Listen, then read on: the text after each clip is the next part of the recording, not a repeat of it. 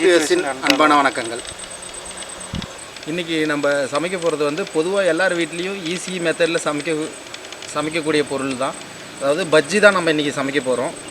அதாவது எந்தெந்த காய்கறிகளை வச்சு எத்தனை வகையான பஜ்ஜிகளை செய்யலான்றதை நம்ம இப்போ சமைச்சு காட்ட போகிறோம். வாங்க பார்க்கலாம்.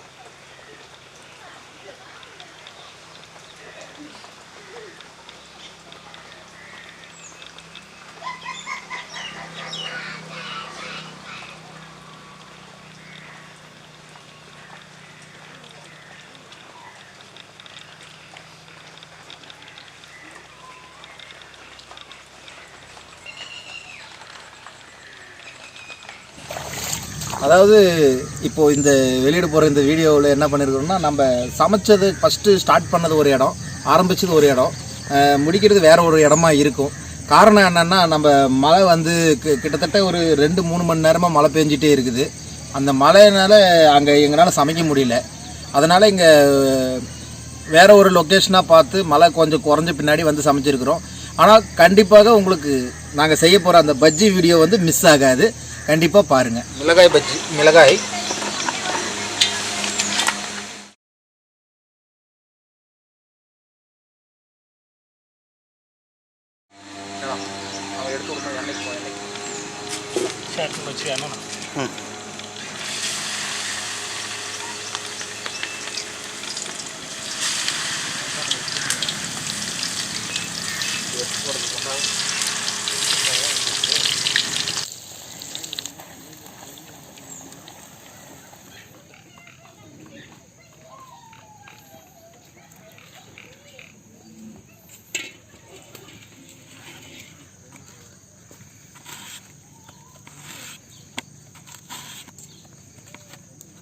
அடுத்ததாக பீக்கங்காய்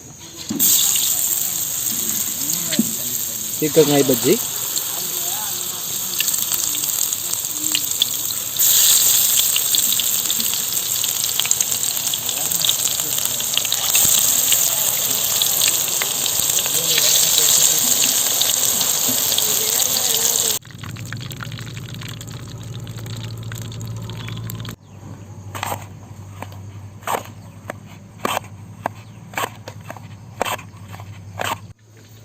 பீர்க்கங்காய் பஜ்ஜி அருமையாக வந்திருக்குது, சூப்பராக இருக்குது. சாப்பிட்டு பார்த்து சொல்கிறேன். உண்மையாகவே பீர்க்கங்காய் பஜ்ஜி சூப்பராக இருக்குது. வீட்டில் ட்ரை பண்ணி பாருங்கள் நீங்கள், அருமையாக இருக்குது. இப்போ மழையில் நனைஞ்சதுக்கு அதுக்கும் இந்த சூடான பஜ்ஜி சாப்பிடும்போது ஒரு வேறு லெவல் ஃபீலிங்கில் இருக்குது. சீமை கத்திரிக்காய் அடுத்ததாக போட்டிருக்குறோம். சவுசவன் வாங்க, இதை சீமை கத்திரிக்காயில் பஜ்ஜி செஞ்சுட்ருக்கோம். பார்க்கலாம்.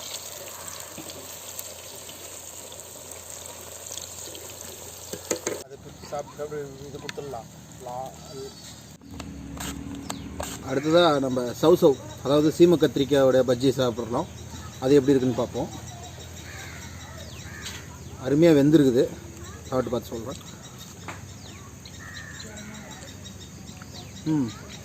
பார்க்க உருளைக்கிழங்கு பஜ்ஜி மாதிரியே இருந்தாலும் சீமை கத்திரிக்காய் உடலுக்கும் நல்ல வலுவசம் இருக்கும். சில பேர் சாப்பிட மாட்டாங்க. பஜ்ஜியாக செஞ்சு சாப்பிட்டிங்கன்னா விரும்பி சாப்பிடுவீங்க. செஞ்சு சாப்பிட்டு பாருங்க. அடுத்ததாக போட போகிற பஜ்ஜி வந்து குடைமிளகாய் பஜ்ஜி போட்டுட்ருக்குறோம். ரெடி ஆகட்டும், பார்ப்போம்.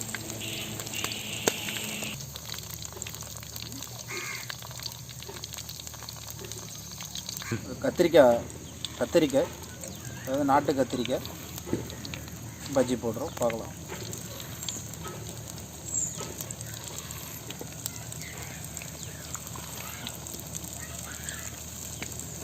அதாவது காயின் மாதிரி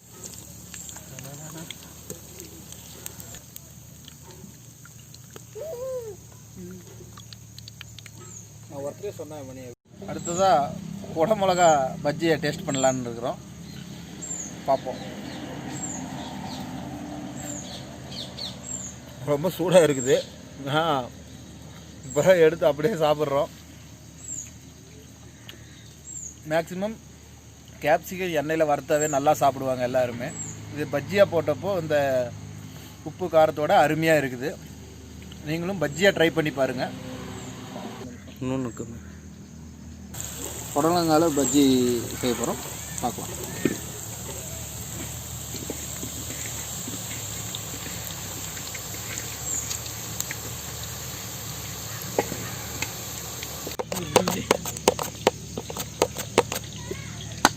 பாவக்காய் பஜ்ஜி செஞ்சு பார்ப்போம்.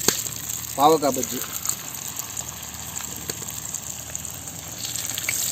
ஏதாவது கரெக்ஷன்.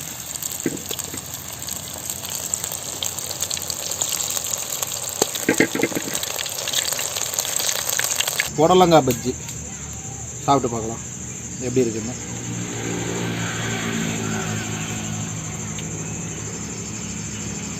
வாய்ப்பே இல்லைங்க, புடலங்காய் அவ்வளோ அருமையாக இருக்குது. கற்பூரவள்ளி இன்றைக்கி மழையில் வேறு அதிகமாக நனைஞ்சிட்டோம்.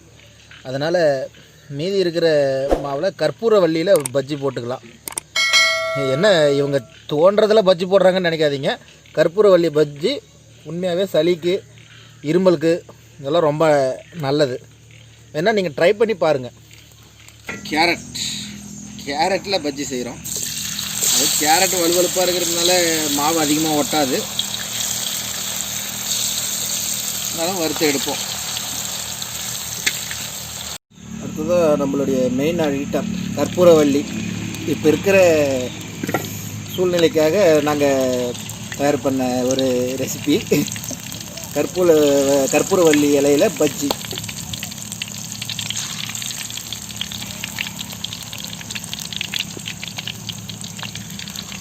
அடுத்ததாக பாவக்காய் பஜ்ஜி சாப்பிட்லாம். பாவக்காய் கசப்பு தன்மை உடையதுன்னு சொல்லுவாங்க. கசப்பாக இருந்தாலும் பஜ்ஜி போட்டு சாப்பிடும்போது அருமையாக இருக்குது. அதே மாதிரி குடலில் இருக்கிற புண்ணு அது மாதிரி இதெல்லாம் தேவையில்லாத இதெல்லாம் போயிடும். பாவக்காய் உடம்புக்கும் நல்லது, பஜ்ஜிக்கும் ரொம்ப நல்லது. வெங்காய பஜ்ஜி இது எல்லாருக்கும் தெரிஞ்ச ஒரு ஃபேமஸான டிஷ்ஷு. அடுத்ததாக வெங்காயத்தில் பஜ்ஜி போட்டு பார்ப்போம். கற்பூரவள்ளி பஜ்ஜி அந்த இலையை வச்சு பஜ்ஜி போட்டாச்சு. சாப்பிட்டும் காட்டிடுறேன். சூப்பராக இருக்குது. நம்ம துளசி இலையோட அதே ஒரு வாசனை கற்பூரவள்ளியில் வந்து அந்த தன்மை இருக்கிறதுனால அருமையாக இருக்குது. செஞ்ச 14 வகையான காய்கறியிலேருந்து 14 வகையான பஜ்ஜிகள் செஞ்சுருக்கிறோம். செஞ்ச பஜ்ஜி எல்லாமே உங்களுக்காக வச்சுருக்குறோம். அதாவது நாங்கள் பஜ்ஜி சூடாகவே சாப்பிட்டு அதுக்கான ரிவ்யூவும் சொல்லியிருக்கிறோம். இப்போ என்னென்னா இந்த பஜ்ஜியை வந்து உங்களுக்காக டிஸ்பிளேக்காக வச்சுருக்கிறோம். ஓகே, G2Sன் அன்பான நன்றிகள். மறக்காமல் சப்ஸ்கிரைப் பண்ணிடுங்க, அப்படியே அந்த பெல் ஐக்கானையும் கிளிக் பண்ணிடுங்க. அடுத்து நம்ம இன்னும் வித்தியாசமான வீடியோவில் வித்தியாசமான முறையில் ஏதாவது சமைச்சு காமிப்போம். அது வரைக்கும் G2Sன் அன்பான நன்றிகள்.